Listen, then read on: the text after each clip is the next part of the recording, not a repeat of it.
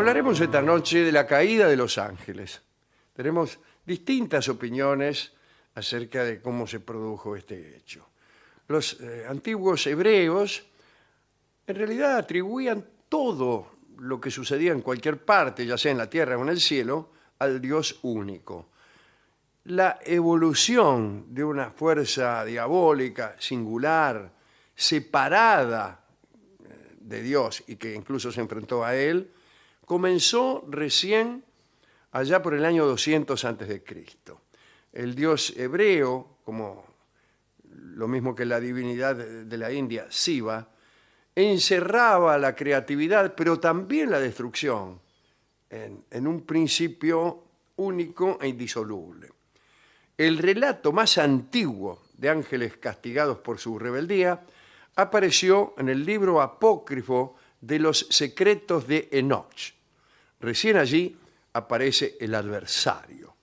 Hacia la época en que se compiló el Nuevo Testamento, la influencia de Enoch había sido bastante asimilada con las concepciones duales del persa Zoroastro, la posterior, no menos persa, del mazdeísmo, Zaratustra, ¿no? Que fue quizá la primera religión que históricamente planteaba al bien y el mal, ¿no? Ahrimán por un lado y por el otro, Ahrimán el diablo, Ahrimán el malo, y Ahura Mazda u Ormuzd, la divinidad creadora y bienhechora.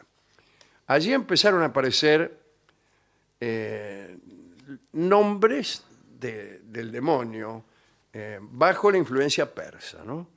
Satán, Azazel, Belcebú, Belial, Samael, Asmodeo, Mefistófeles, Lucifer, qué sé yo, todo lo que usted quiera. Existen por lo menos 7 versiones diferentes acerca de cómo apareció Satán y cómo logró reunir tal cantidad de seguidores angélicos, no estoy hablando de los malandros, claro. no estoy hablando de un problema de inseguridad. Mientras que Enoch solo menciona 2000 rebeldes, 2000 demonios, digamos, allá por el siglo XIII, esa cantidad se había elevado.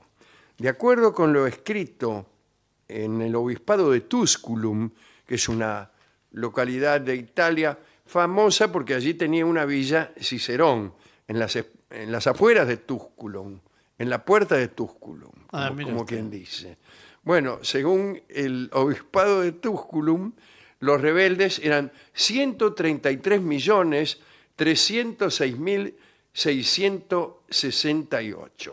Ese era el número exacto de demonios. Qué precisión. Si realmente Satán se llevó a 1/3 de la comunidad celestial, aún quedaría la sustancial cantidad de 266.613.336 ángeles leales al trono. Pero veamos algunas versiones de la caída que no respetan la ortodoxia. Primera versión. Se cuenta que en un principio Madak representaba la parte de Dios vuelta hacia la humanidad, que miraba hacia los hombres. Era la parte de Dios en la sombra, la parte que era capaz de comunicarse con los mortales, puesto que la parte resplandeciente era tan intensa que los humanos no hubieran podido soportarla. A medida que se fue desarrollando la religión hebrea, evolucionó también la sombra. Primero en la palabra, la voz, o el toque de Dios, y más tarde en un ente aparte, ya con voluntad propia. Primero una parte de Dios, la parte sombría de Dios, y después ya una escisión verdaderamente, ¿no? En la época en que se compiló el Nuevo Testamento, la sombra ya había superado el estado intermedio en que había un tal Hasatán, que era el adversario, pero solo el adversario, un adversario neutral. Y ya en la época de la compilación del Nuevo Testamento aparece Satán directamente, el adversario pero maligno, no neutral, del buen Dios. A partir de entonces quien ejecuta los actos perversos que en algún momento se le atribuyen incluso a Dios, es aquella cosa sombría, desprendida de Dios. Con la separación entre el lado bueno y el malo, se consuma la caída. Otra explicación. Esta es atribuida a nuestro amigo Orígenes de Alejandría. Orígenes era un tipo, ¿no? Sí, sí, Bien. se llama así. Cuenta Orígenes que Dios creó un número de inteligencias angélicas iguales y libres. Gracias a su libre albedrío, decidieron, algunas de ellas, abandonar la unidad divina y de forma gradual se fueron separando. De los que se apartaron, los menos permanecieron en las regiones etéreas cercanas a Dios. Todos estos seres etéreos de los que hablamos son los ángeles. Los que volaron más lejos del centro adoptaron un cuerpo humano. Vendríamos a ser nosotros.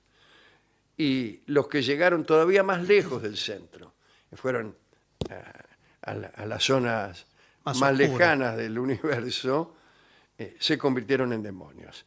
Al girar en una órbita tan alejada del centro divino, se explica la perversidad. A mayor distancia del cielo, mayor maldad. Bien. Un tercer relato de la caída procede del escriba Enoch. Registra 200 vigilantes o hijos de Dios que descendieron al monte Hermón hace aproximadamente 12.000 años. En un principio ayudaron a los arcángeles en la creación del paraíso. Al mismo tiempo, enseñaron a los hombres las artes de la civilización. El problema que surgió fue que algunas de sus actividades incluyeron la seducción de algunas mujeres. El rabino Elkieter, allá en el siglo VIII, culpó tajantemente a las mujeres. Dijo que los ángeles que cayeron del cielo vieron a las hijas de Caín paseando y exhibiendo sus partes más considerables. Los ojos pintados como las rameras, gritaba, ¿no? el ñato. Y seducidos entonces, los ángeles las tomaron por esposas, por decirlo así. Sí. Esta es la aplicación que da el Kieter. Los ángeles, que eran de fuego, ¿no?, se habían transformado en carne con el contacto con la tierra. Según las explicaciones vaticanas, estos ángeles provenían de un 10º orden de ángeles, además de los 9 que ya conocemos. Y al parecer constituían el único orden, el único coro que poseía las partes indicadas para la procreación. Discúlpeme. Los demás ángeles, por ser puro espíritu, no podían reproducirse. Estos ángeles terrenales no solo cohabitaron con los mortales, sino que también les enseñaron muchas de las formas secretas del cielo, como por ejemplo la forma de construir armas de metal o fabricar perfumes y cosméticos para que las mujeres fueran todavía más deseables. O sea que todo lo que saben hoy, Helen Curtis, Dorothy Gray, Angel Face, toda esa gente, fue una sabiduría robada del cielo por estos ángeles del 10º orden. Es la primera vez que escucho un vínculo entre la cosmética y el armamentismo. Sí, provienen de la misma fábrica, provienen del cielo ambas cosas. Estos ángeles engendraron en las mujeres unos monstruos horrendos que causaron mucho daño, pero finalmente fueron aniquilados por los ángeles fieles al trono. Por su parte, Dios envió a los padres angélicos, cuando digo padres angélicos, digo estos ángeles que habían engendrado monstruos, ¿no?, a las tinieblas eternas.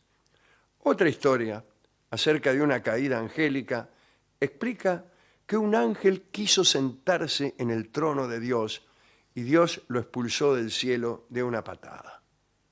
Es una versión muy simplista. El demonio no sería más que uno que se sentó donde no debía. Y vamos con la última. Parece que Dios había presentado a Adán, su creación, a las jerarquías celestiales. Y el ángel Samael se negó a saludarlo. No, yo no ¿Por qué? saludo ¿Qué nada. le pasó? Dice, explicó que un hijo del fuego, como él, no podía inclinarse ante un hijo del barro, como era Claro. Adán.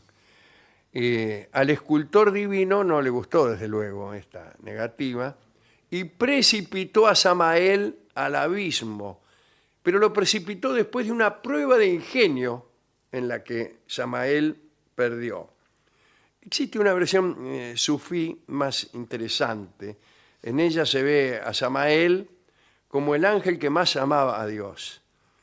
Cuando creó a los ángeles, Dios les dijo que no debían inclinarse ante nadie más que ante él. Pero después creó a Adán, a quien Dios consideró más importante que los ángeles. Y les ordenó entonces inclinarse ante la nueva figura, olvidando o revocando su mandato anterior.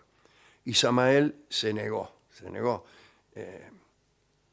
Era incapaz de desobedecer el primer mandato.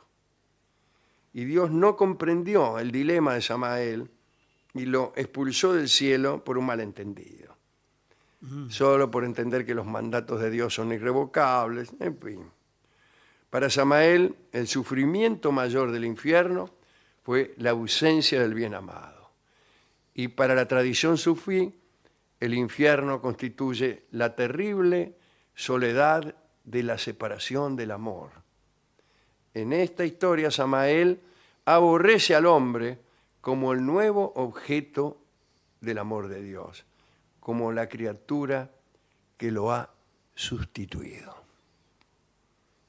Y esta es la última, quizá la más bella de las historias. Hemos ido a la discoteca a buscar discos de ángeles y nos ofrecieron 266 millones, Sí. etc. Elegimos La muerte del ángel, esta bella obra de Astor Piazzolla.